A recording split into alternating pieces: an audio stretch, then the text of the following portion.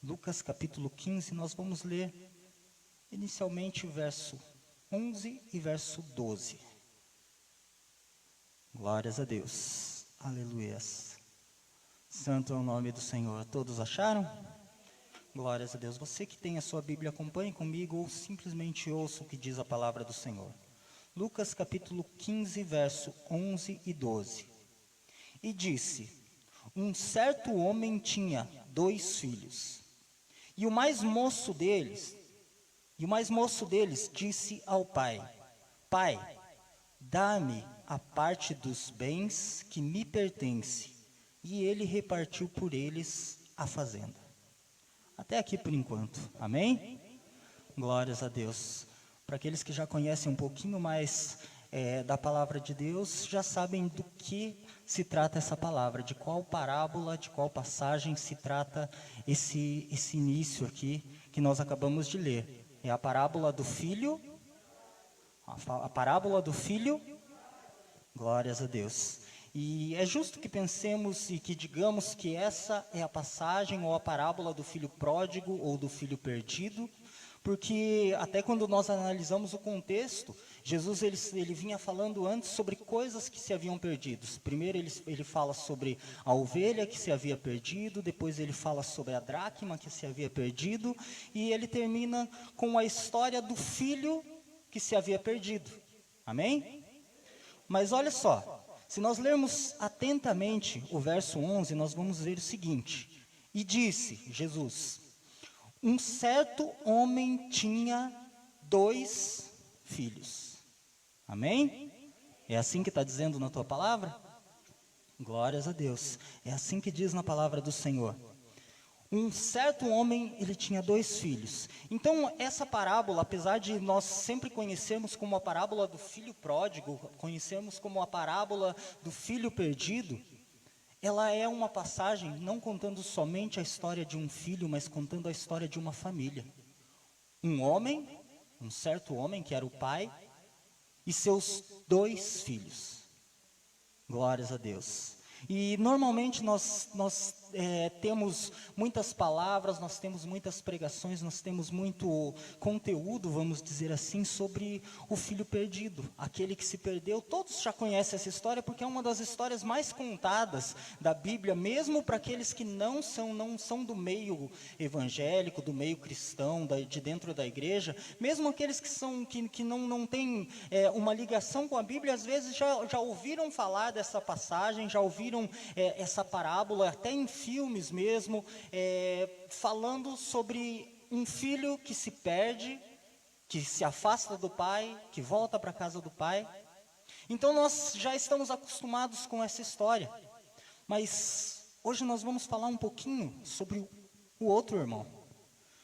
Acompanhe comigo a partir do verso 25, Lucas 15, a partir do 25. A palavra do Senhor nos diz assim: e o seu filho mais velho, que estava no campo, e quando veio e chegou perto de casa, e ouviu a música e as danças, e chamando um dos servos, perguntou-lhe que era aquilo.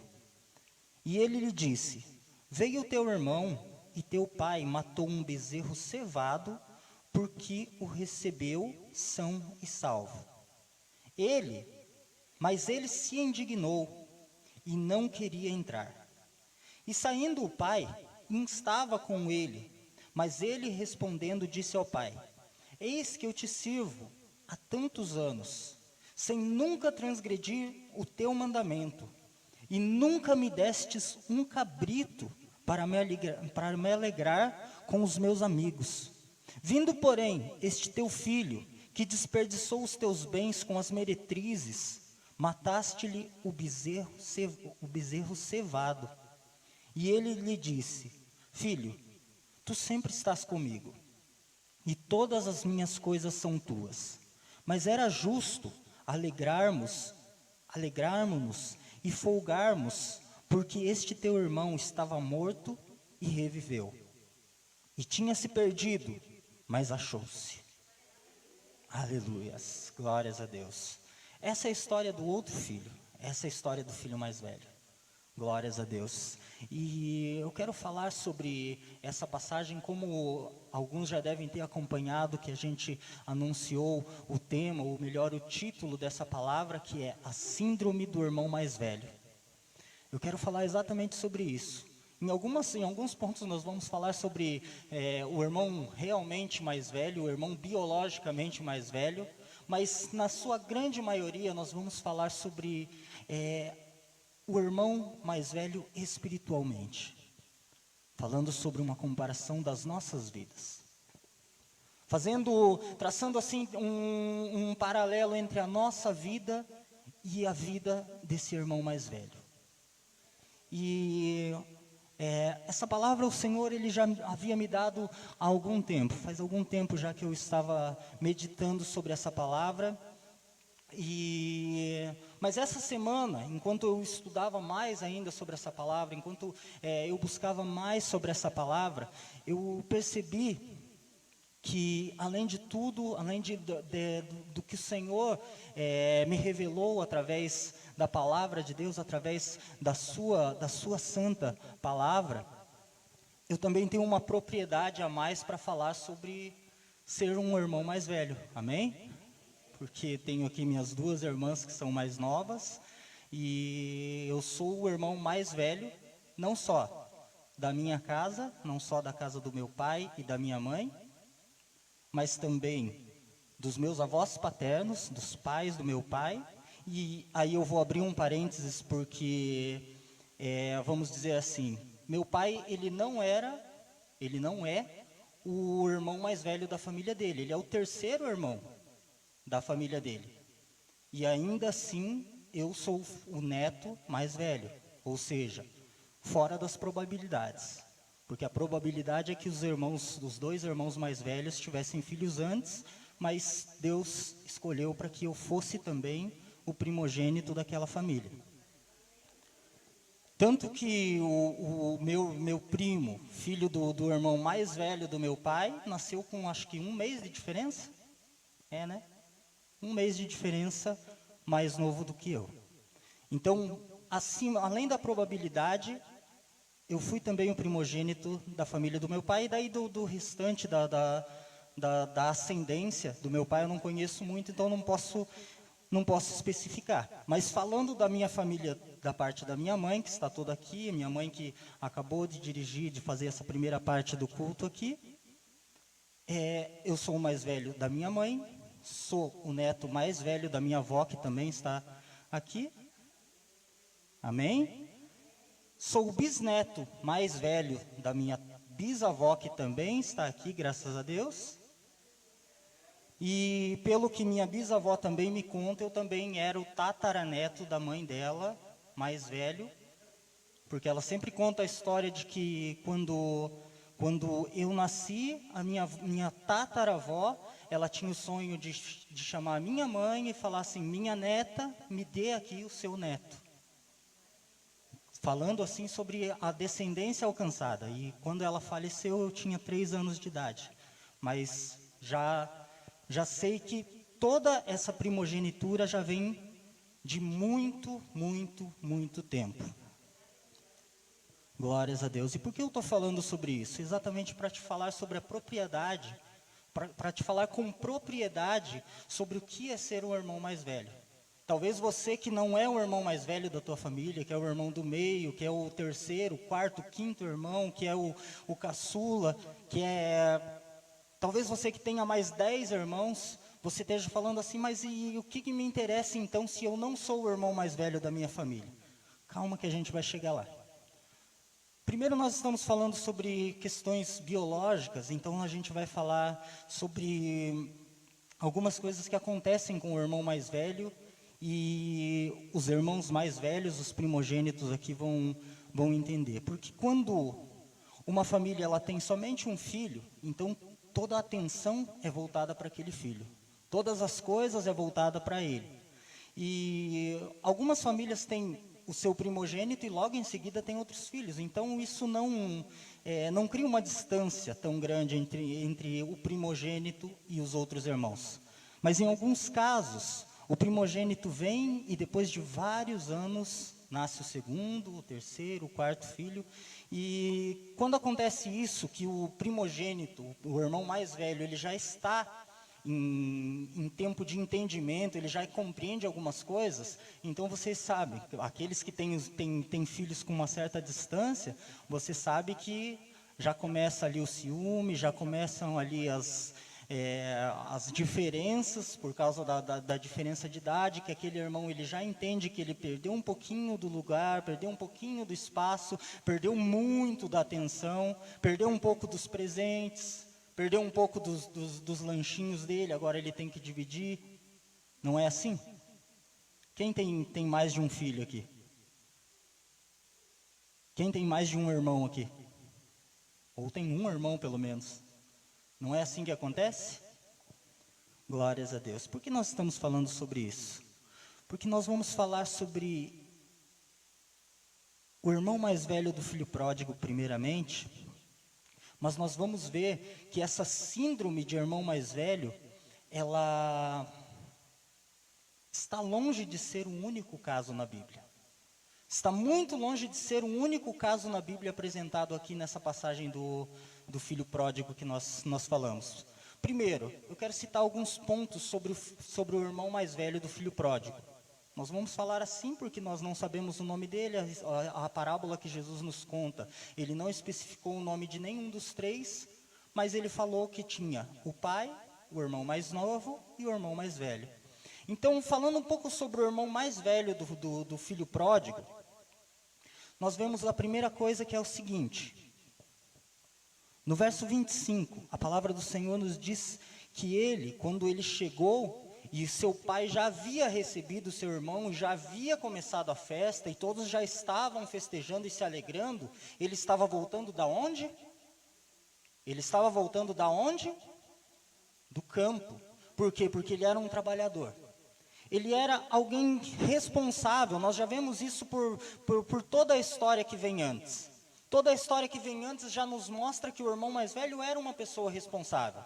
Ele não foi junto com o irmão, ele não entrou na mesma onda que o irmão, quando o irmão pediu os bens, ele não criou uma disputa em família, ele não brigou por nada, ele simplesmente continuou obedecendo ao seu pai, continuou trabalhando na fazenda, continuou trabalhando no campo, tanto que quando o irmão chega, eles já estão festejando, toda a casa do seu pai já está em festa, já há danças dentro da casa, já há comida dentro da casa, e ele estava onde?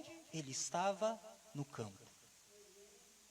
Glórias a Deus. Essa é a primeira coisa que nós vemos sobre o irmão do filho pródigo. Mas a segunda coisa que nos chama a atenção é o seguinte. No verso 28, a palavra nos diz assim, que depois que ele ficou sabendo de qual era o motivo da festa, diz assim: mas ele indignou-se e não queria entrar. Glórias a Deus. Ele indignou-se, ele se indignou. Glórias a Deus. E quando nós pensamos, você sabe que se indignar quer dizer se rebelar, se ficar revoltado, se revoltar com alguma coisa. É esse o contexto em que a palavra está dizendo, e esse é o contexto que normalmente, habitualmente nós usamos. Quando eu digo assim, não, eu fiquei indignado com tal coisa, eu quero dizer assim, não, eu fiquei revoltado com aquilo. Eu criei uma rebelião contra aquilo ali, porque aquilo ali mexeu comigo. Aquilo ali, eu não pude suportar aquilo ali. Mas quando nós pegamos um pouquinho mais a fundo a raiz da palavra, e nós vemos a palavra indignar-se, para mim tem muito mais a ver com tornar-se indigno. Tornar-se indigno.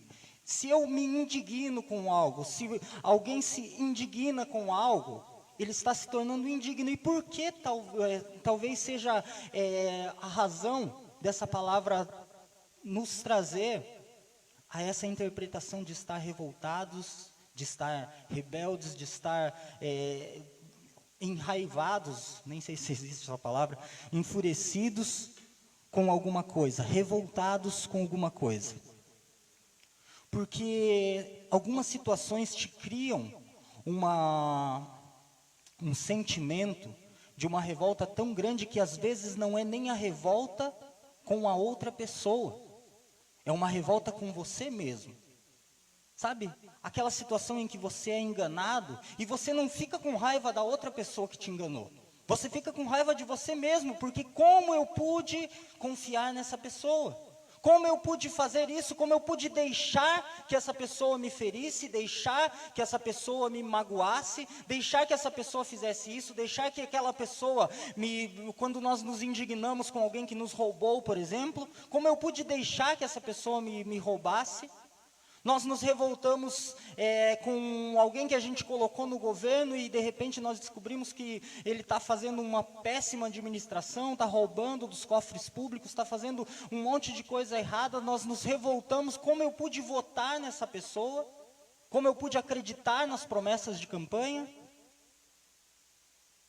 E talvez esse sentimento e essa palavra de dizer que ele tornou-se indigno, que ele se indignou com alguma coisa, seja exatamente isso. Seja esse sentimento de como eu pude deixar que isso acontecesse.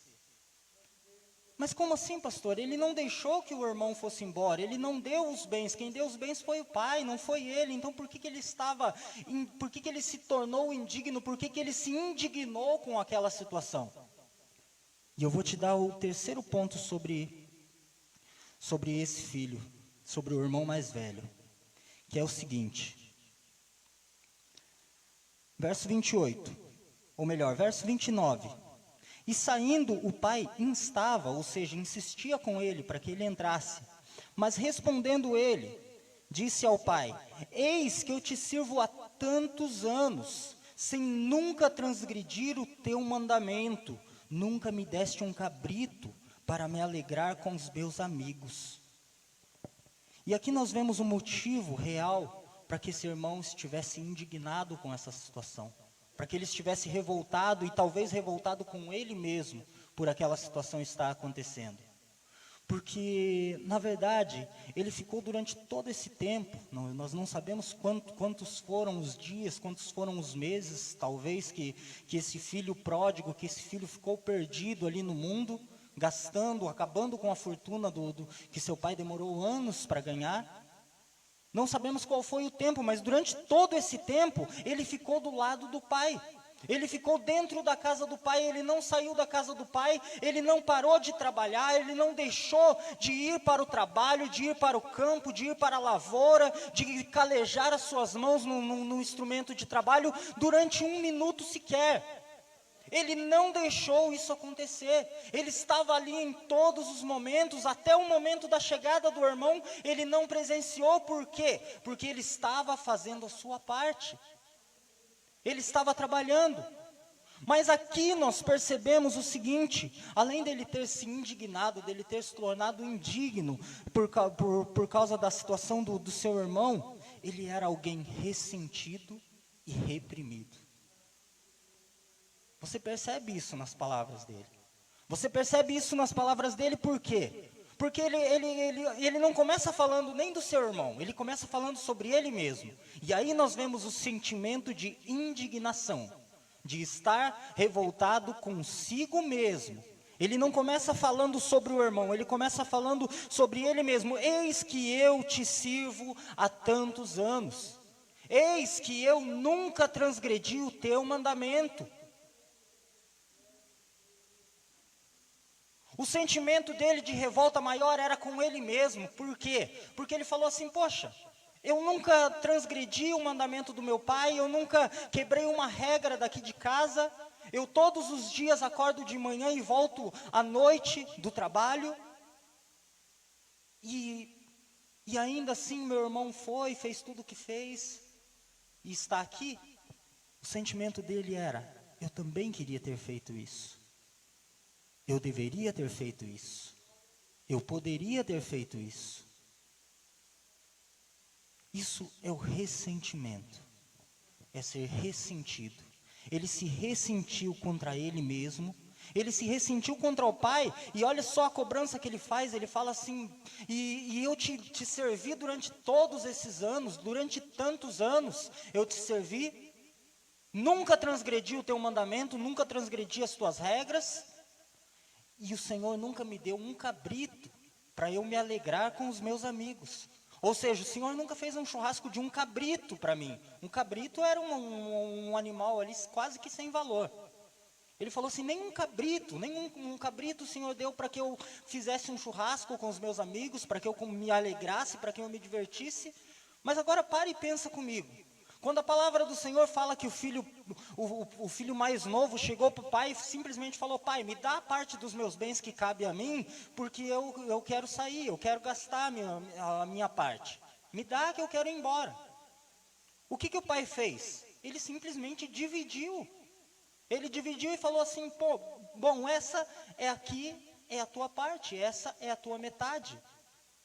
Você acha que realmente se o filho mais velho chegasse para o pai e falasse assim, pai, eu quero matar uma ovelha, eu quero matar um bezerro, eu quero matar um boi, eu quero matar todos os bois que nós temos e dar o maior churrasco da história dessa região, você acha que o pai ia recusar?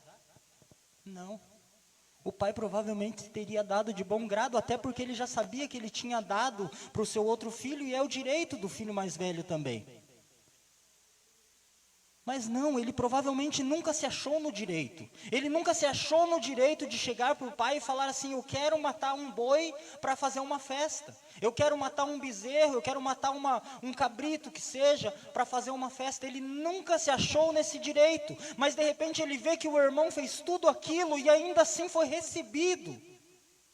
Isso é o sentimento de indignação do filho mais velho. Esse é o sentimento de indignação do irmão mais velho. Ele fala assim, nunca me deste um cabrito para me alegrar com os meus amigos. Mas esse aí gastou todo o teu dinheiro com prostitutas, com meretrizes, gastou todo o teu dinheiro pagando bebidas, rodadas de bebidas na balada para os amigos. E agora ele chega e o Senhor mata o bezerro cevado. Sabe o que é o bezerro cevado? Alguns anos atrás eu lembro que muitas famílias tinham esse costume, algumas ainda têm, talvez mais nas regiões do interior, de engordar um animal. A gente ficava engordando ali, pegava um porco, por exemplo, para aqueles que tinham fazenda, um lugar maior, pegava um boi e engordava ele durante o ano inteiro. Durante o ano inteiro engordava para quê? Para no final do ano poder fazer um tremendo de um churrasco com aquele animal. Isso era o bezerro cevado. O bezerro cevado era um animal que ficava na ceva, ou seja, ele ficava só comendo num lugar que ele não se movimentava muito, para a carne ficar tenra, para ele... É aquele bezerro que vai dar aquela melhor carne, vai dar aquele prime rib do teu churrasco. E ele fala assim, e o Senhor, esse aqui gastou teu dinheiro com prostitutas, com meretrizes, com bebidas, com balada, com drogas, e agora ele voltou e o Senhor matou o bezerro cevado. O bezerro que a gente estava guardando para o final do ano, o bezerro que a gente estava guardando para aquela festa, o bezerro que a gente estava guardando para aquela ocasião especial, o Senhor matou o nosso melhor bezerro para comemorar a volta desse filho ingrato. Sabe que muitas vezes nós somos esse irmão mais velho dentro da igreja. Independente de como você é dentro da tua família, se você é o irmão mais novo, se você é o irmão do meio, se você é realmente o irmão mais velho, mas muitas vezes dentro da igreja nós somos esse irmão mais velho. Nós agimos como esse irmão mais velho, nós nos ressentimos porque nós dizemos assim, poxa, tantos vão e saem para fora e aprontam e fazem isso e aquilo e de repente eles voltam e ainda o pai o recebe dentro de casa. Mas o que nós dissemos é que a história da síndrome do irmão mais velho está longe de ser somente esse irmão dentro da Bíblia. E são das histórias mais famosas que nós conhecemos. Por exemplo, o primeiro irmão mais velho da história, segundo a Bíblia, teve um comportamento quase que igual ao comportamento do irmão do filho pródigo. Quem que foi? O primeiro irmão mais velho da história foi quem? Caim. o primeiro irmão mais velho, o filho, o primogênito de Adão e de Eva. E, como nós falamos, é uma das histórias também mais conhecidas da Bíblia. Tanto a história do filho pródigo quanto a história de Caim e Abel são das histórias que ultrapassam os limites do cristianismo. Elas estão no mundo inteiro, elas estão outras religiões falam sobre essas histórias. Filmes contam essas histórias, livros falam sobre essas histórias. E nós estamos falando não do mundo cristão, nós estamos falando de todo o mundo. O mundo todo conhece essas histórias. E são duas histórias de irmãos mais velhos. Caim, ele tinha a mesma síndrome de irmão mais velho que o irmão do filho pródigo. Olha só, nós vemos a primeira coisa sobre Caim. Caim era negligente. Sabe por quê? Porque a palavra do Senhor nos diz que ambos chegaram com uma oferta para Deus.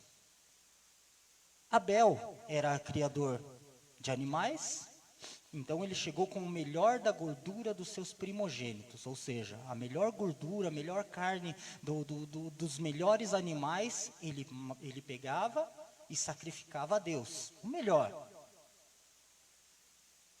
A palavra do Senhor não deixa específico sobre a oferta de Caim, não deixa em específico a oferta de Caim, mas a palavra do Senhor nos diz que Deus, ele se agradou da oferta de Abel, mas ele se desagradou da oferta de Caim. E Caim, ele era lavrador, a sua oferta não era carne, não era gordura, a sua oferta era os legumes da terra, as frutas, as verduras. Ele trazia, mas qual será que era essa oferta que Deus ele não se agradava da oferta dele? Glórias a Deus. E dentro da igreja está cheio de filhos negligentes, assim como era Caim. Pessoas que não trazem a sua melhor oferta, e nós não estamos falando de dinheiro. Ou melhor, nós não estamos falando só de dinheiro. Nós estamos falando do melhor louvor, nós estamos falando do melhor, da melhor roupa, do melhor horário da tua semana. Nós estamos falando do teu melhor horário para você dobrar os teus joelhos em casa e orar. Nós estamos falando do teu melhor horário em dedicar a leitura da palavra de Deus. Tudo isso são ofertas que você traz a Deus. Tudo isso são ofertas que você traz a Deus. Quando você oferta o melhor do teu tempo para Deus, Ele recebe. Assim como Ele recebeu a gordura dos animais de Abel. Mas muitas vezes nós somos como Caim, nós negligenciamos. Vou pegar essa maçã aqui mesmo. Essa maçã ela está um pouquinho bichada, mas não faz mal. É para queimar mesmo. Deus nem vai comer essa fruta aqui. Essa aqui está um pouquinho passada, não está muito legal. Tem a outra ali que está mais bonita, mas deixa mais bonita para eu vender, deixa mais bonita para eu servir para minha família. E vou trazer uma mais ou menos mesmo para Deus. É só para queimar, vai ser consumido pelo fogo. E nós fazemos a mesma coisa, nós falamos assim, não, eu vou fazer para a casa de Deus, eu faço dessa maneira mesmo, não tem problema.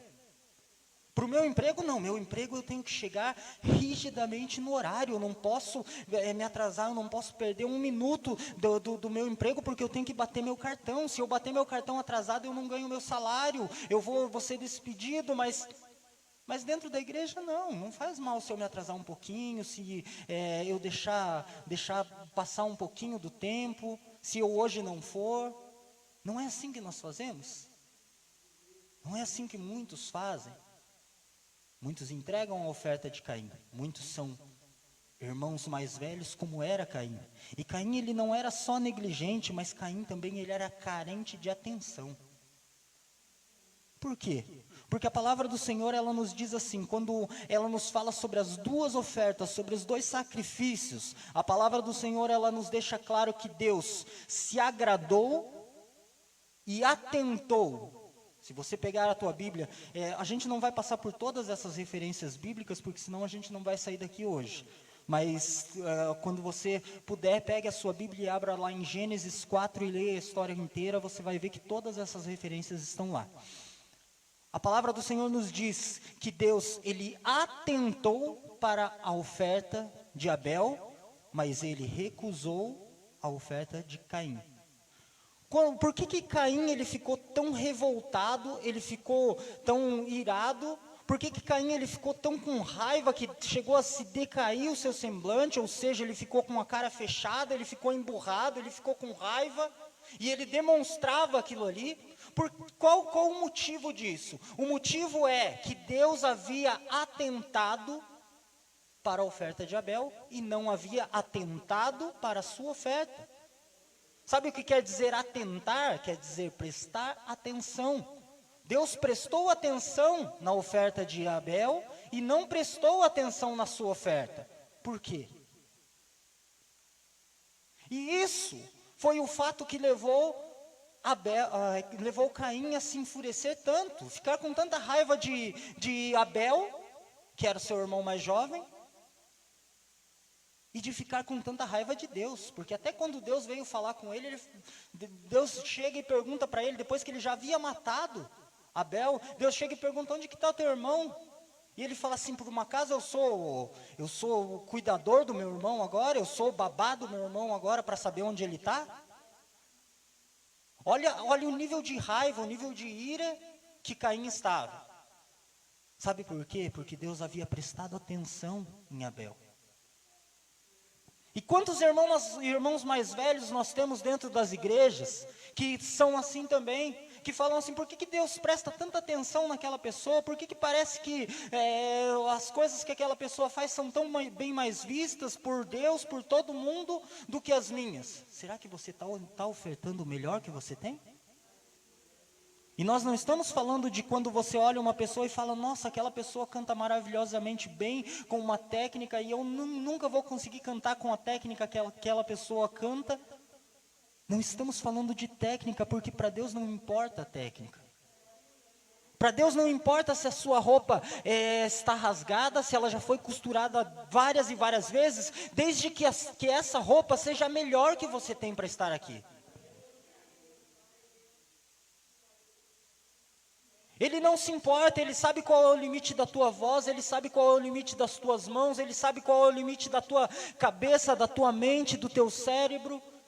Ele sabe qual é o seu limite e Ele sabe quando você está ofertando o teu melhor e quando você está dando somente sobras.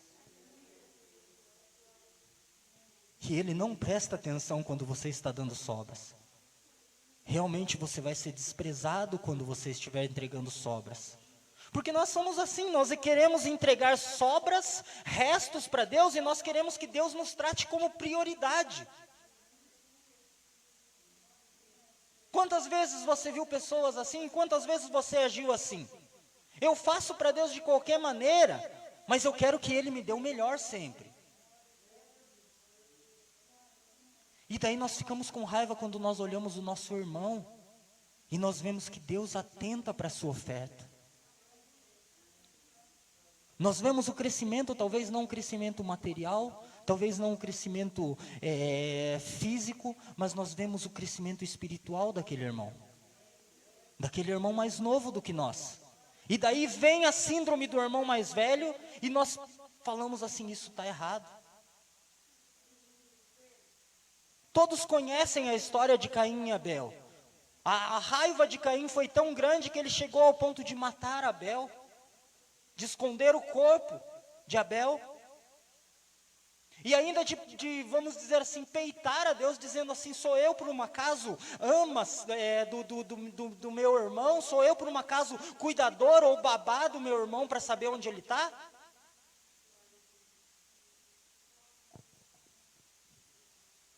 Por isso nós vemos que Abel também, ele era irascível, ou seja, alguém suscetível à raiva, à ira. Alguém sujeito à ira. Glórias a Deus. E quantos nós encontramos dentro da igreja como Caim? Quantas vezes nós mesmos somos irmãos mais velhos como Caim? Glórias a Deus. Mas vamos continuar ainda. Você vai em Gênesis, capítulo 25, 26 e 27, lá na tua casa você vai ler toda essa história, porque é mais uma história das histórias mais famosas também da Bíblia, e mais uma história que traz mais um irmão mais velho com a síndrome de irmão mais velho. Nós estamos falando sobre Esaú e Jacó. A palavra do Senhor nos diz que Esaú e Jacó eram filhos de Isaac. E a palavra do Senhor nos diz que Esaú era o irmão mais velho. Apesar dos dois serem gêmeos, Esaú era mais velho por questão de milímetros, vamos dizer assim, não nem segundos. Sabe por quê? Porque a palavra do Senhor nos diz que eles já brigavam dentro do ventre da sua mãe. Dentro do ventre de Rebeca, eles já travavam uma luta ali dentro do ventre dela. E ela sentia isso, ela sentia que eles brigavam dentro do ventre já antes de nascerem. Eles já brigavam dentro do ventre. E quando eles saíram, quando Rebeca deu a luz a Esaú e a Jacó, Esaú foi o primeiro a nascer, então ele tinha a primogenitura. Ele tinha o direito da primogenitude, da primogenitura, porque ele havia saído primeiro. Mas a palavra do Senhor nos diz que Jacó, ele saiu agarrado ao calcanhar dele. O bebê Jacó agarrou o calcanhar de Esaú, para que Esaú não saísse sozinho. Mas, contudo, Esaú era o primogênito. Ele foi o primeiro a sair, o primeiro a ver a luz. E a palavra do Senhor, ela nos diz que no Antigo Testamento tinham vários segmentos que as pessoas tinham, que a sociedade tinha, que para nós hoje parecem estranhos, parecem diferentes. Mas um dos segmentos era que o irmão mais velho, o primogênito, ele tinha mais direitos do que os outros irmãos. Ele tinha mais direitos sobre os bens, ele tinha mais direitos sobre as propriedades e até sobre a bênção dos pais, ou a bênção do pai. E a palavra do Senhor nos diz que sobre Esaú, a primeira coisa que me chama a atenção sobre Esaú é o seguinte: Esaú era alguém ingrato. Por que ingrato, pastor? Porque a palavra do Senhor nos diz que antes mesmo ainda de acontecer a briga ali entre ele e Jacó, e de acontecer a enganação que Jacó e Rebeca tramaram para ele, antes disso, a palavra nos diz que um dia ele chegou do campo e estava faminto. E Jacó, sabendo que ele estava faminto, havia preparado ali um guisado, um prato, uma sopa de lentilhas. E ele falou assim: me dá um pouco dessa sopa aí, porque eu estou morrendo de fome. Jacó falou assim: eu te dou, só que você vai ter que me vender a sua primogenitura. Jacó, ele já estava com o olho na primogenitura já desde o nascimento. Ele já nasceu agarrado ao calcanhar. Isso significa, o nome Jacó significa exatamente isso: suplantador, agarrador de calcanhares. Aquele que engana, aquele que passa por cima para conseguir o que ele quer. E Jacó, ele queria a primogenitura. Ele sabia que os direitos que acompanhavam a primogenitude e a primogenitura eram muito grandes. E ele chega ali e ele fala assim: olha, eu te dou, só que você vai me vender a tua primogenitura. Se você me passar o direito à primogenitura, eu te dou o prato de lentilhas. Daí vem aquela tradição no final de ano de comer lentilhas para atrair riqueza e não sei o quê.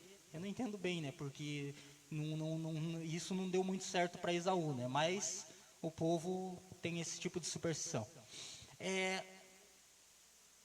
Então, ele vende a primogenitura para Jacó, em troca de um prato de lentilha. E ele fala, quando Jacó fala assim: me venda a sua primogenitura, ele fala assim: do que me adianta a primogenitura se eu morrer de fome? Por isso eu te digo sobre a ingratidão. Ele não era grato por ser o primogênito. Ele não era grato por ter o direito à primogenitura. E às vezes nós somos ingratos dessa mesma maneira. Às vezes nós estamos na igreja e nós não temos gratidão pelo Senhor ter nos resgatado há mais tempo do que aquele que ainda está lá fora. Nós não temos gratidão pelo Senhor ter me resgatado a tempo de que hoje eu seja um pastor, esteja pastoreando um rebanho, sendo que eu podia ainda não ter me convertido, sendo que eu podia me converter daqui a 5, 10 anos, 20 anos, sei lá. Eu não tenho gratidão por isso, pelo lugar que o Senhor me tirou e pela posição que Ele me colocou hoje, seja qual for essa posição. Uma grande realidade é que você dentro da igreja, você sempre vai ser um irmão mais velho. Sempre vai ter um irmão mais novo do que você. Sempre vai ter. E nós não temos, muitas das vezes, a gratidão necessária por falar assim, Deus me escolheu para estar aqui. Deus me escolheu para ter uma função dentro da igreja, mesmo que seja chegar na igreja e bater palma durante os louvores, mesmo que seja cantar mais alto no banco onde eu estou. Deus me escolheu para que eu fizesse direção de cultos, para que eu ministrasse louvor. Deus me escolheu para tocar um instrumento. Deus me escolheu para varrer o chão da igreja. Deus me escolheu para que eu fosse irmão mais velho de outras pessoas. Espiritualmente falando, Deus me escolheu como um primogênito. Glórias a Deus. Esaú, ele não ligava para isso, tanto que ele falou assim, de que me adianta a primogenitura se eu estiver morto? Então me dá o prato de lentilha aqui e fica com essa primogenitura para você. Claro que ele achava que aquilo ali não valia nada, né? Brincadeira entre irmãos, é como se você passasse um cheque de mentirinha para o teu irmão falando assim, vale $1 milhão. É como se você passasse um cheque e falasse assim, ó, esse cheque vale $1 milhão. Não vai ter ninguém que vai pagar esse cheque. O banco não vai pagar. Por quê? Porque você não tem $1 milhão para pagar para ele. E a ideia de Esaú era exatamente essa. A ideia de Esaú era assim, do que vale essa palavra que eu estou dando para ele aqui? A primogenitura ainda vai ser minha. Apesar de eu não valorizar ela, ela ainda vai ser minha. Só que aconteceu que passou mais um tempo. E antes disso ainda eu quero falar sobre o segundo ponto da vida de Esaú. Esaú, ele, além de ser ingrato, dele não valorizar a primogenitura que Deus havia dado para ele, além dele não valorizar o que Deus havia proporcionado para ele quando ele nasceu em primeiro lugar, ele também era uma pessoa desobediente aos pais. Ele era um filho desobediente. Sabe onde nós encontramos isso? Nós encontramos no fato de que a palavra do Senhor nos diz que ele escolheu filhas de estrangeiros, ele escolheu mulheres estrangeiras para ser suas esposas. E essas esposas, elas traziam imensa tristeza para os seus pais. Eles não queriam que ele se casasse com elas. Ele não queria elas, e Rebeca odiava essas mulheres. Rebeca odiava essas mulheres porque elas eram filhas de estrangeiros, elas eram frutos de uma relação que não poderia acontecer. Aleluia, santo é o nome do Senhor.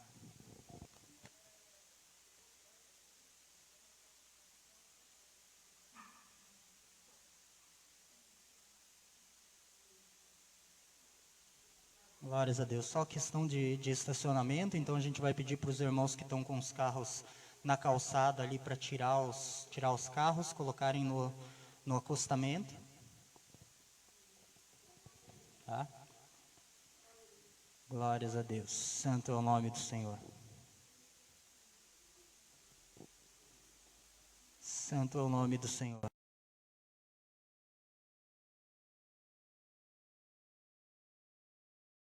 Sobre ser desobediente. A palavra do Senhor nos diz que ele casou com mulheres que ele não deveria casar, que ele teve relacionamentos que ele não deveria ter, a despeito da vontade dos seus pais, porque seus pais não queriam e eles traziam profunda tristeza ao coração de Rebeca e ao coração de Isaac, seus pais. E dentro da igreja, às vezes, nós somos desse jeito também. Nós somos desobedientes ao nosso pai espiritual. Nós somos desobedientes a Deus e nós não entendemos por que nós acabamos perdendo o nosso direito de primogenitura. Porque foi isso que aconteceu com Esaú. Passou o tempo e Rebeca, talvez por causa daquela raiva que ela tinha daquelas noras ali, talvez por causa da raiva da desobediência do filho, Rebeca, ela tramou junto com Jacó e falou assim: você vai enganar e você vai tomar a bênção do teu pai, que seria pela primogenitura de Esaú, você vai tomar essa bênção para você. Jacó falou assim: mas mãe, o pai vai descobrir isso e eu vou ser amaldiçoado. Eu vou trazer maldição sobre a minha vida. E ela falou que a maldição que vai ser sobre a tua vida caia sobre mim, então. Mas você vai ser abençoado no lugar do teu irmão. E eles tramaram e conseguiram. Você já conhece a história, também é muito conhecida. Se você não conhece, vá lá no livro de Gênesis, no capítulo 25, 26 e 27, e você vai ver toda essa história.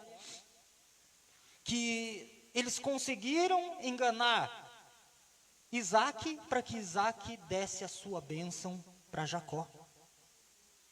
E aquela brincadeira que os irmãos haviam feito ali, do cheque de $1 milhão, acabou sendo válida, acabou valendo a palavra de Esaú, que falou assim: de que me serve a minha primogenitura?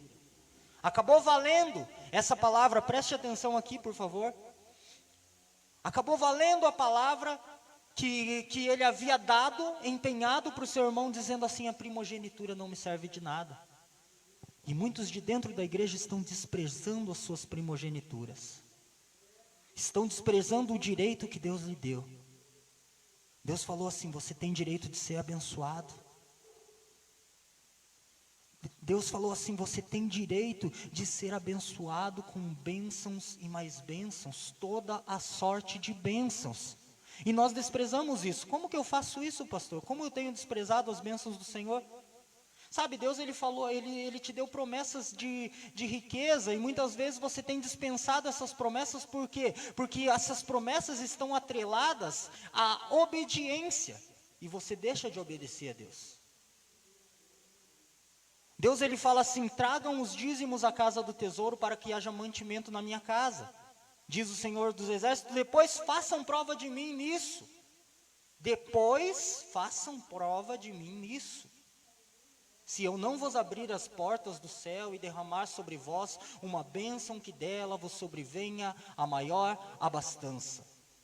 Essa é a promessa de Deus, mas ela está atrelada à obediência. Ela está atrelada ao fato de você cumprir aquilo que Deus falou. E daí nós falamos assim: não, eu não preciso dar o dízimo. Eu não preciso devolver, melhor dizendo, o dízimo. Eu não preciso ser ofertante, não preciso ser dizimista na casa do Senhor. Ok, você só está recusando uma coisa que Deus te deu, não tem problema. O problema é todo seu. Deus, ele fala que Ele tem um casamento abençoado para você, mas desde que você não se ligue com um jugo desigual. E o que nós fazemos? Nós vamos lá e escolhemos o jugo mais desigual que existe. E falamos assim: não, eu vou ser abençoado da mesma maneira. Não, não vai. Não vai, sabe por quê? Porque são promessas que Deus fez atreladas à obediência. Atreladas à obediência. Esaú não estava em obediência, por isso ele desprezou a sua primogenitura. E ainda, depois de Jacó ter tomado a sua primogenitura, Isaac abençoou Jacó, falou assim: ó Jacó, a partir de hoje, Jacó não, né? Ele abençoou o filho, porque ele estava cego, não sabia quem que ele estava vendo.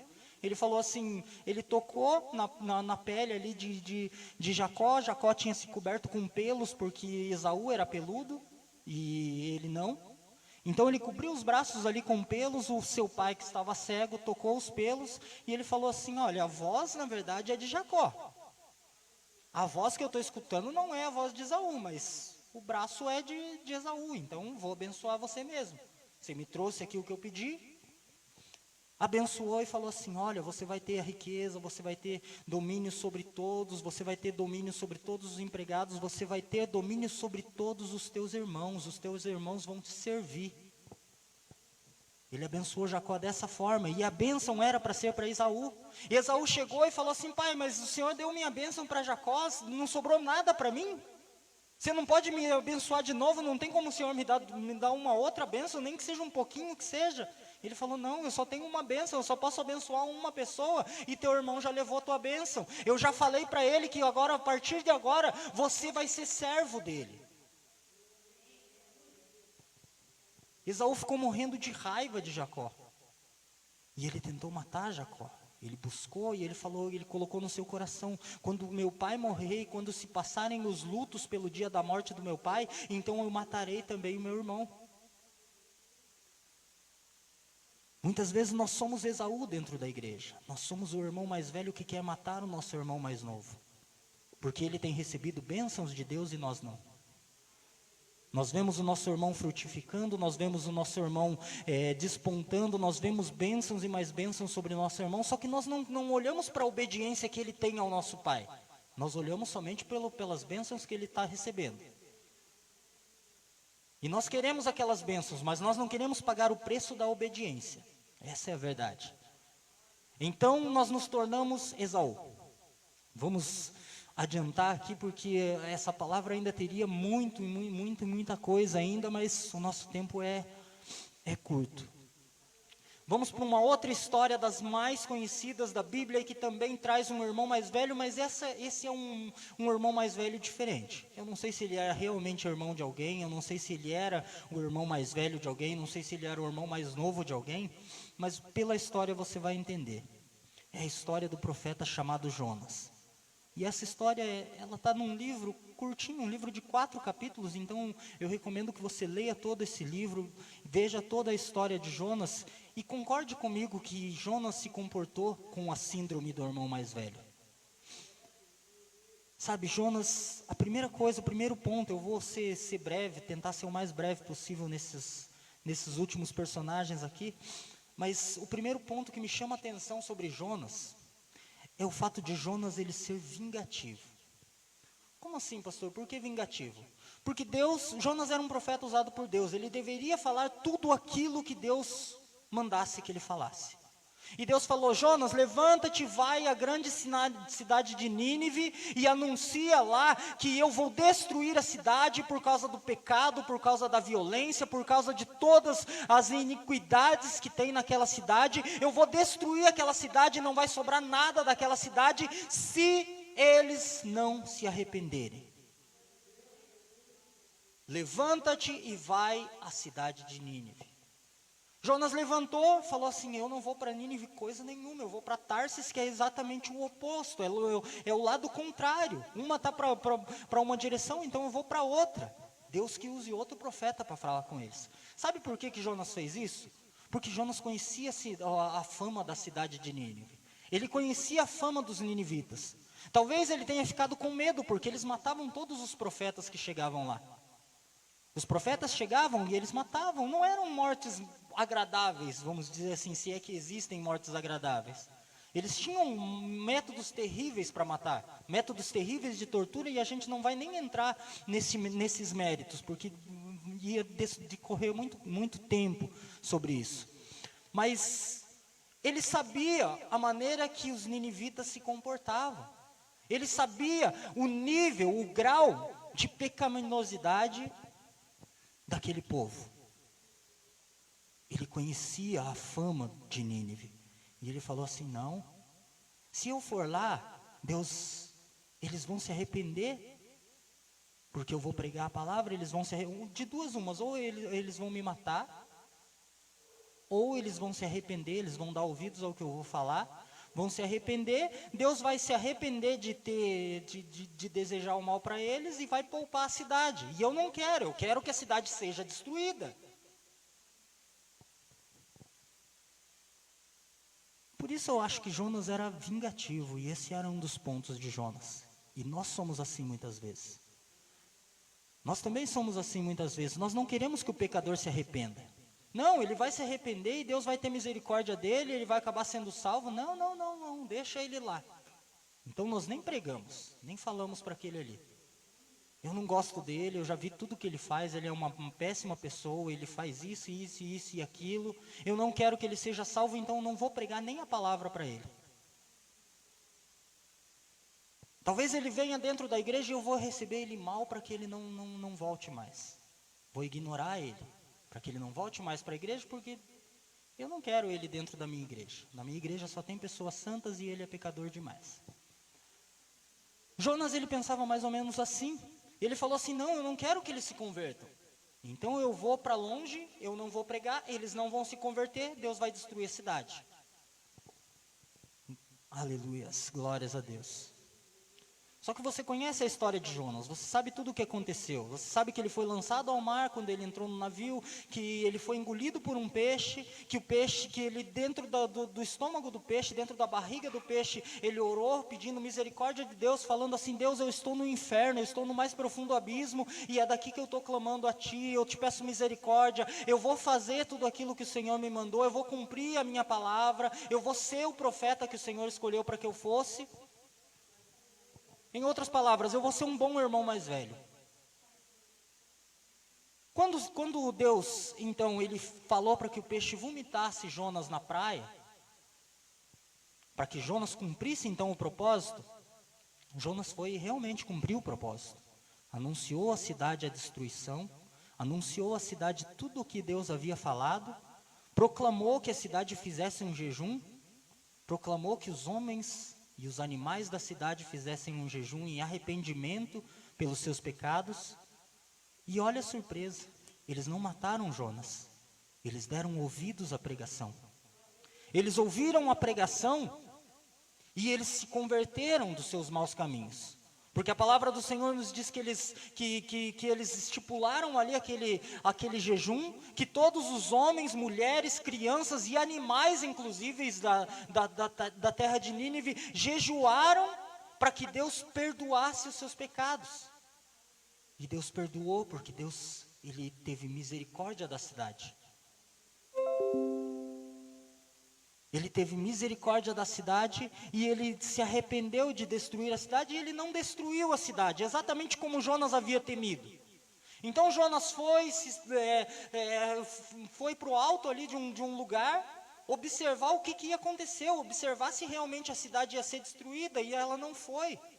E ele ficou louco da vida, ele ficou bravo, ele ficou irritado, ele ficou com tanta raiva que ele falou assim: Deus, eu sabia que ia acontecer isso, eu sabia que o Senhor é misericordioso e que o Senhor ia ter misericórdia desse povo, então olha, para mim é melhor que o Senhor me mate, é melhor morrer do que viver.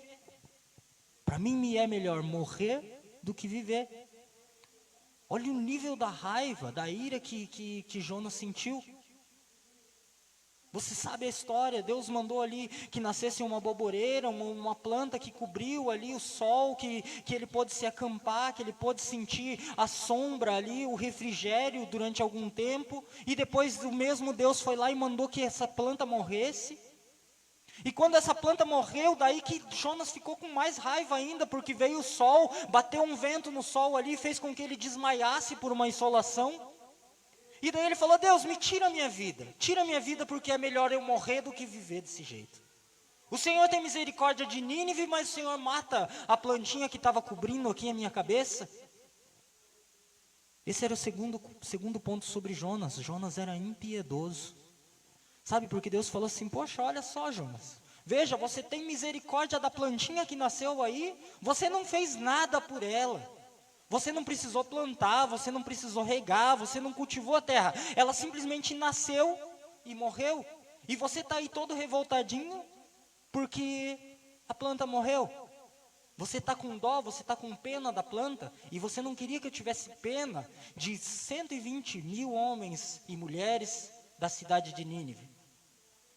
De tantos homens e mulheres, crianças inclusive, animais inclusive,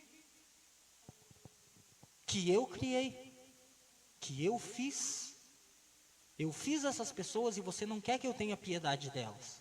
Eu criei essas pessoas assim como eu criei você. Homens e mulheres que não sabem discernir entre sua mão esquerda e sua mão direita, ou seja, eles são ignorantes, por isso eles faziam isso.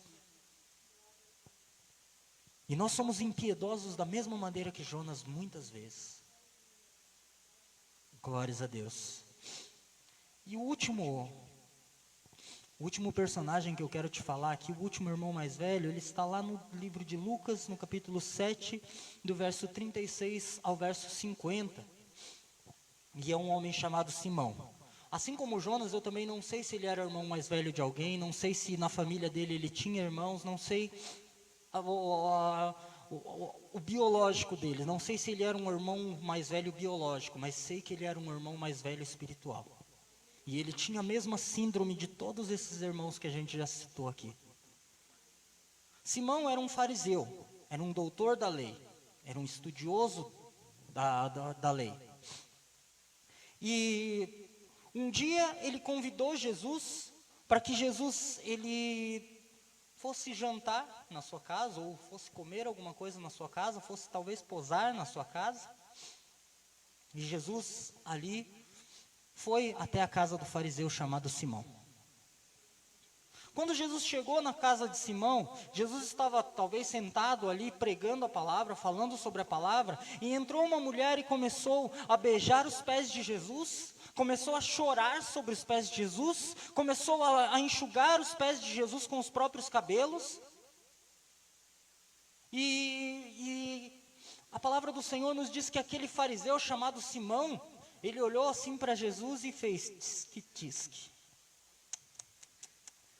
Se ele realmente fosse profeta, ele saberia que a mulher que está tocando ele, que a mulher que está beijando os seus pés, que a mulher que está derramando esse vaso de alabastro ali sobre os seus pés, esse unguento, esse óleo, esse perfume sobre os seus pés, a mulher que está beijando os pés dele é uma pecadora. Provavelmente é uma meretriz, é uma prostituta. Ele saberia se ele fosse um profeta. E será que de fato Jesus não saberia? Tanto que ele sabia. Ele sondou o coração de Simão.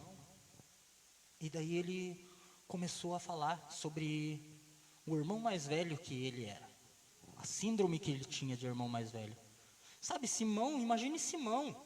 Simão era um fariseu. O fariseu era o nível maior de estudioso da Bíblia, da Torá. Ele era um estudioso da palavra de Deus, então ele se julgava acima de todo mundo, muito mais ainda acima de uma meretriz, acima de uma prostituta. Muito mais ainda. E de repente ele olha e aquela prostituta com aquela proximidade a Jesus, tão próxima de Jesus, bate aquele ciúme. E ele fala assim, no seu próprio coração, ele não chegou a falar isso para ninguém. Ele fala assim, ele não é profeta, ele não sabe quem que é essa que está tocando, porque se ele soubesse, ele ia querer ela longe. Ele ia expulsar ela daqui, ele ia mandar que tirassem ela daqui. Então Jesus, ele conta uma parábola para aquele homem e fala assim, olha, Simão, me diga uma coisa. Tinha duas pessoas, deviam tal importância ali para o seu credor. Um devia 50, outro devia 500. E o credor perdoou os dois. Quem que você acha que mais ama esse credor? Ele fala assim, Senhor, eu penso que aquele que tinha a dívida maior, porque ele foi mais perdoado. Então ele deve amar mais. Jesus falou assim, você pensou bem, você raciocinou bem. E é exatamente isso, aquele que deve mais, também ama mais. Porque ele é mais perdoado. A dívida é maior. O fariseu, Simão, ele era julgador. Ele julgou aquela mulher. Essa era a primeira coisa.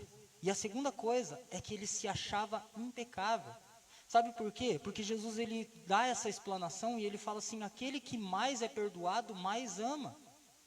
Olha, Simão, eu cheguei na tua casa e você não me deu a bacia para lavar os meus pés. Era de costume que os judeus faziam isso. Você andava durante dias e dias numa jornada de uma cidade para outra, com uma sandália naquela terra arenosa, naquela poeira. Então os seus pés estavam encardidos. Você queria chegar e fazer o quê? Lavar os pés para relaxar. Era um costume entre os judeus fazer isso. E ele falou assim, você não fez isso. Você não me deu uma bacia para lavar os meus pés. Mas olha ela está lavando os meus pés com as próprias lágrimas. Você não ungiu a minha cabeça, que era outro costume dos judeus, quando você queria receber alguém bem na sua casa. Quando você queria ser um bom anfitrião. Você ungia a cabeça daquela pessoa, mostrando que ele era um convidado desejado dentro da sua casa. E Jesus falou assim: você não ungiu a minha cabeça quando eu cheguei. Contanto, ela está ungindo os meus pés com um perfume precioso. Outra coisa, você não me cumprimentou como os judeus cumprimentam. Você não me deu um beijo quando eu entrei na casa. Você não me saudou com um ósculo quando eu entrei na casa. Contanto, ela desde que entrou não para de beijar os meus pés. O nível de amor daquela mulher transcende o nosso entendimento. O nível o quanto, a quantidade, a quantia que aquela mulher amava Jesus, mesmo sem conhecer a Jesus, ela simplesmente ouviu que Jesus ia estar ali, e ela pegou o melhor perfume, ela foi ali, ela se ajoelhou aos pés de Jesus. Imagine a situação, como nós falamos, Jesus estava andando com dias de uma cidade para outra, ele chegou, não lavou os pés. Como a gente falou, imagine uma pessoa andando com uma sandália no deserto, em terras arenosas, em terras barrentas, e aquela mulher, ela chega e simplesmente beija os pés de Jesus. Não eram pés limpinhos, meu irmão. Ele não estava calçando um sapato, ele não estava calçando um tênis de marca, ele estava com uma sandália e com os pés encardidos de poeira. Encardidos de barro. Sabe-se lá mais de que tipo de sujeira nós estamos falando que ele havia pisado? E aquela mulher, desde que entrou, não parava de beijar os pés. Ela era a filha mais nova. Ela era a filha que havia acabado de chegar. Ela tinha acabado de nascer. Ela estava nascendo naquele momento, e o fariseu já era um filho de anos, porque ele conhecia a Torá, ele conhecia a lei, ele guardava toda a lei, ele fazia todos os mandamentos, cumpria à risca todos os mandamentos da Sagrada Escritura. Então era inadmissível que Jesus deixasse que aquela filha tão mais jovem do que ele chegasse tão próximo. Então Jesus não era um profeta. Só que o que nós identificamos além disso, sobre o fariseu, é que ele também era interesseiro. Ele não recebeu Jesus em casa por achar que Jesus era o mestre, por achar que Jesus era o Messias, por crer que Jesus era o Cristo, o ungido de Deus, o escolhido de Deus. Não, nada disso. Ele queria simplesmente, talvez ele fosse dos fariseus que planejavam contra a vida de Jesus, querendo que Jesus cometesse erros, querendo que Jesus cometesse pecado para condenar a Jesus, ou simplesmente talvez ele fosse um curioso. Eu quero ver se esse cara realmente é um profeta, como dizem, porque foi essa a terminologia que ele usou. Se ele fosse um profeta, ele saberia. Quero ver se ele é um profeta, como eles estão dizendo, ou se ele é só um charlatão. Eu não sei qual era a real intenção dele, mas uma coisa que nós podemos perceber é que a intenção dele não era glorificar a Jesus. Ele recebeu a Jesus em casa como você recebe uma visita indesejada. Ele recebeu Jesus não desejando receber a Jesus. Ele não cumpriu nenhum dos ritos de um bom anfitrião para receber a Jesus. E ele, como fariseu, ele sabia qual era o costume. Ele sabia. Ele pregava sobre esses costumes. Ele falava: olha, quando vocês receberem alguém na casa de vocês, derrame óleo sobre a cabeça dele quando ele entrar. E deem uma bacia com água para ele lavar os pés, para ele se sentir limpo, para ele se sentir confortável. Deem o maior conforto para a pessoa quando você receber ela dentro da sua casa. Seja um bom mordomo. Seja um bom anfitrião. Ele sabia de tudo isso, ele falava tudo isso, mas no momento em que Jesus entrou dentro da sua casa, ele tratou Jesus como se não fosse ninguém. E nós somos dessa mesma maneira, nós somos irmãos mais velhos, tanto quanto o fariseu Simão era daquela mulher. Nós somos irmãos mais velhos da mesma maneira, nós também tratamos a Jesus como um qualquer, nós também tratamos a presença de Jesus como se fosse algo qualquer, nós também viemos à igreja e ficamos com as nossas bocas fechadas, sem glorificar a Deus, sem dar glória a Ele, sem orar no momento de orar, sem cantar no momento de cantar. Nós também fazemos com que a presença de Jesus seja algo completamente corriqueiro. Nós também tratamos a presença de Jesus como se fosse algo dispensável. Nós falamos assim: Deus está nesse lugar, e você não sente que Ele está nesse lugar. Você não o glorifica, você não fala com Ele, você não ergue as suas mãos em louvor, você não o adora. Quando nós fazemos isso, nós estamos tendo a mesma atitude daquele fariseu. Nós queremos a bênção de Jesus, nós temos interesse em sermos curados, nós temos interesse em recebermos bênçãos financeiras, nós temos interesses em ter um bom casamento, em ter uma boa família, em ter um bom emprego, nós temos interesse em tantas e tantas coisas, mas nós não damos valor à presença de Jesus.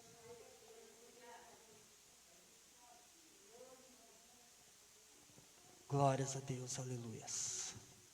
Para encerrarmos, eu quero que você abra comigo a palavra do Senhor no livro de Romanos, carta aos Romanos, capítulo 8, verso 29. Diz assim a palavra do Senhor: porque os que dantes conheceu, também os predestinou para serem conformes à imagem de seu Filho, a fim de que ele seja o primogênito entre muitos irmãos. Glórias a Deus. Para você que compreendeu esse versículo, ele está dizendo que Jesus é o primogênito entre muitos irmãos. Ele é o primogênito de Deus. Glórias a Deus. E ele é o exemplo do irmão mais velho que nós devemos seguir. Ele é o exemplo do primogênito que nós devemos seguir, porque a palavra nos diz que nós fomos predestinados, nós fomos escolhidos dantes para sermos conforme a imagem de Jesus. Para sermos conforme a imagem de seu Filho, para que ele seja o primogênito de nós todos. Aleluias, glórias a Deus, santo é o nome do Senhor. Para encerrarmos falando sobre o filho pródigo, falando sobre o irmão mais velho do filho pródigo. O irmão mais velho do filho pródigo, ele não queria que o irmão fosse perdoado. Ele queria que o irmão continuasse comendo a lavagem lá dos porcos. Ele queria que o irmão continuasse perdido no mundo das prostitutas, perdido no mundo das meretrizes, perdido no mundo das bebidas, das drogas. Ele queria que o irmão continuasse afundado, simplesmente porque o irmão errou, simplesmente porque o irmão caiu. Essa é a atitude que a igreja não deve ter. Essa é a atitude que nós, como irmãos mais velhos, não podemos ter. Quando você vira aquele irmão que é mais novo, aquele que está se convertendo agora, aquele que está voltando para dentro da casa de Deus, quando você vir aquele pródigo que está voltando, ao invés de o acusar, ao invés de chegar para o pai e falar assim: pai, o senhor vai perdoar ele, vai ficar tudo bem, ao invés disso, entre na festa. O irmão mais velho estava perdendo a festa lá fora simplesmente porque ele não queria perdoar. Ele não estava interessado no bezerro cevado que estava sendo servido na mesa. Ele não estava interessado na fartura que o pai havia providenciado. Ele não estava interessado nas danças e na alegria que estava acontecendo lá dentro da casa. Ele não estava interessado em nada disso, simplesmente porque ele estava com ciúmes do irmão que havia voltado. Mas lembre da palavra do pai que disse assim: tudo aquilo que eu tenho é teu. É o que Deus nos diz quando nós nos tornamos um irmão mais velho assim. Ele diz: espera, olha aí, pare e olhe o que você tem. Pare e olhe o que é direito seu. Tudo o que eu tenho é teu, a fazenda é tua, a casa é tua, os bens são teus, os empregados são teus. Os animais são teus, o bezerro cevado que está sendo servido é teu.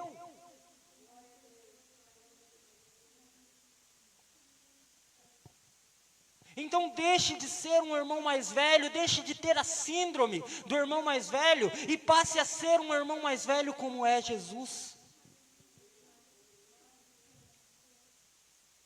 Jesus, ele poderia, muito mais do que nós ainda, olhar para todos nós e falar assim: Pai, eles não merecem perdão. Eles me crucificaram, eles cuspiram no meu rosto, eles me espancaram, eles fizeram isso e aquilo, e eles pecam todo dia, toda hora, todo minuto. Eles falam que vão mudar e não mudam. Eles pedem perdão por pecados que eles voltam a cometer um segundo depois. Jesus, ele poderia ter tido essa mesma síndrome do irmão mais velho, e ele sim teria direito de tudo isso.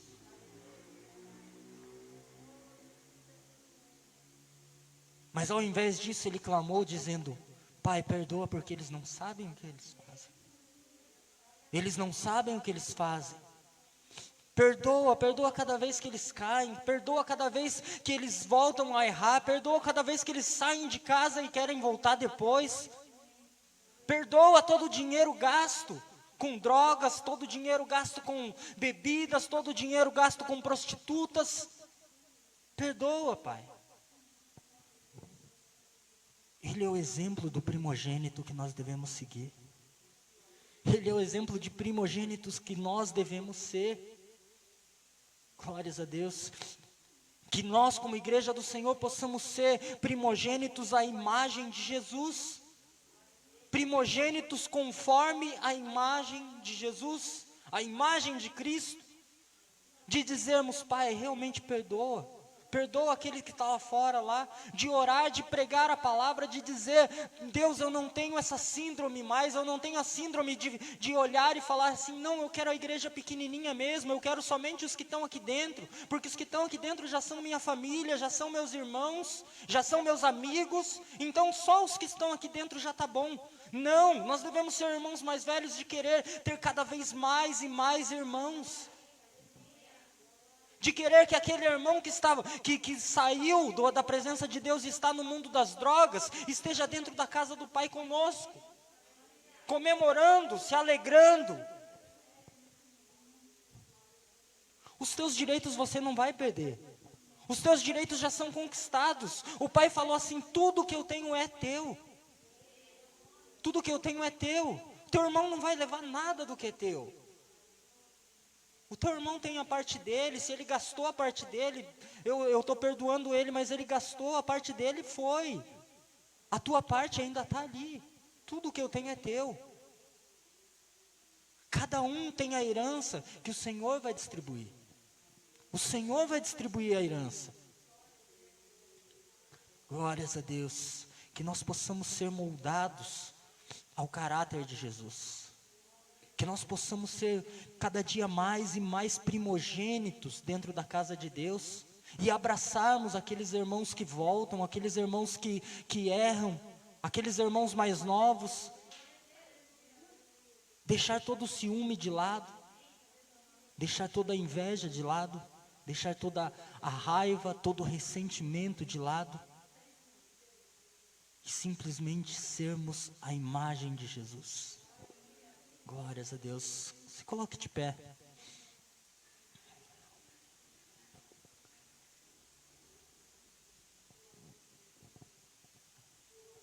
Glórias a Deus. Antes de encerrarmos, vamos lembrar que na semana que vem nós temos a realização da Santa Ceia, às 9 horas da manhã, aqui na igreja.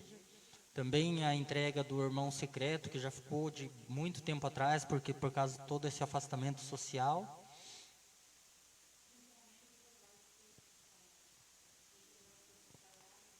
Encerramento do propósito das crianças. Quem ainda lembra do propósito das crianças do ano passado? Faz um ano que algumas pessoas apadrinharam crianças que estão orando por essas crianças, e também vai ser entregue esse propósito. Então, no próximo domingo nós não teremos o culto à noite, não vai ser realizado o culto às 18h30, mas vai ser realizada a Santa Ceia às 9 horas da manhã, e depois todos esses projetos que a gente já citou. Amém? Glórias a Deus. Senhor nosso Deus, Pai de amor, Pai de misericórdia, Deus, nós te agradecemos, ó Pai amado, por mais essa oportunidade, ó Pai amado, de falarmos da Tua Palavra, meu Deus, de aprendermos, ó Pai amado, da Tua Palavra, Pai.